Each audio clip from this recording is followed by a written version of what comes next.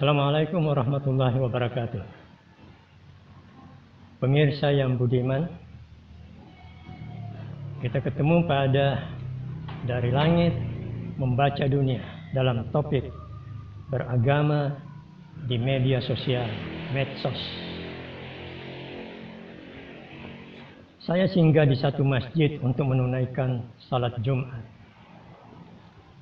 Dalam khutbahnya, khatib menyatakan hal yang menarik dan benar. Khatib berkata bahwa kalau lidah kita terluka, misalnya tergigit tanpa sengaja, maka luka di lidah tersebut bisa sembuh cepat, sekalipun tidak diberi obat. Tapi kalau karena lidah kita orang terluka, maka luka pada orang tersebut akan lama dirasakan sakitnya. Bahkan sekalipun kita sudah minta maaf, peribahasa kita berkata, karena lidah, badan binasa. Zaman sekarang biasa disebut sebagai zaman milenial. Cara berhubungan antar manusia yang paling menonjol pada zaman ini adalah memakai berbagai jenis media sosial atau medsos, seperti WhatsApp, Facebook, Twitter, Instagram, dan lain-lain. Kelebihan medsos sebagai sarana komunikasi terletak pada kemudahan pemakaian dan kecepatan penyampaiannya. Berbagai kepentingan telah memanfaatkan kelebihan medsos tersebut. Tak terkecuali pesan keagamaan pun menggunakan medsos agar secepatnya sampai kepada umat.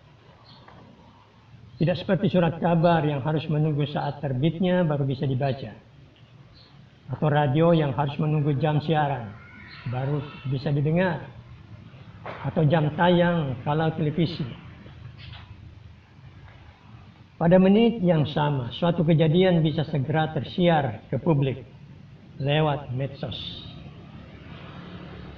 Karena sifatnya yang mudah dan cepat, itu pula yang menjadi kelemahan medsos. Suatu isu yang bisa melahirkan kebohongan mendorong pengguna medsos untuk secepatnya menyiarkan kejadian itu. Dorongan itulah yang menjadi titik awal kelemahan medsos. Karena ingin tercepat dan tak ingin ada yang mendahului, pengguna medsos tidak merasa perlu lagi untuk memeriksa isu itu. Benarkah isu itu? Apa akibatnya atau dampaknya kalau isu itu sudah tersiar secara luas ke tengah masyarakat? Berbeda dengan media lainnya karena ada jam terbit, siaran, dan tayang. Masih ada waktu untuk memeriksa akurasi dan menimbang segi-segi lain dari isu tersebut. Kelebihan dan kelemahan medsos yang seperti itu menjadikan medsos rentan menjadi wadah tersiarnya kebohongan dan fitnah, baik disengaja maupun tidak disengaja. Kerentanan itu pula menjadi sifat berikutnya dari medsos. Amat disayangkan, sifat rentan medsos yang demikian justru dipakai untuk bermurah meriah, bersenang ria oleh pengguna medsos yang tidak memiliki rasa tanggung jawab. Terjadilah apa yang disampaikan khatib di atas. Memang tidak lagi diucapkan oleh lidah, tetapi dengan medsos ada orang terluka hatinya, perasaannya, dan kehormatannya. Amat menyakitkan, apalagi kalau pihak yang terluka tidak berdaya untuk melakukan koreksi terhadap perihal dirinya yang sudah viral, diposting, di copy paste ke berbagai jenis sasaran medsos. Ironis dengan medsos, hoax dipakai pula dalam dakwah. Tidak sedikit pesan, tulisan, video tentang agama semestinya masih harus diperiksa kebenarannya dan masih mesti dipertimbangkan dampaknya jika hal itu disampaikan sebagai dakwah. Era milenial dengan sifat medsos yang dinamis mengundang pertanyaan.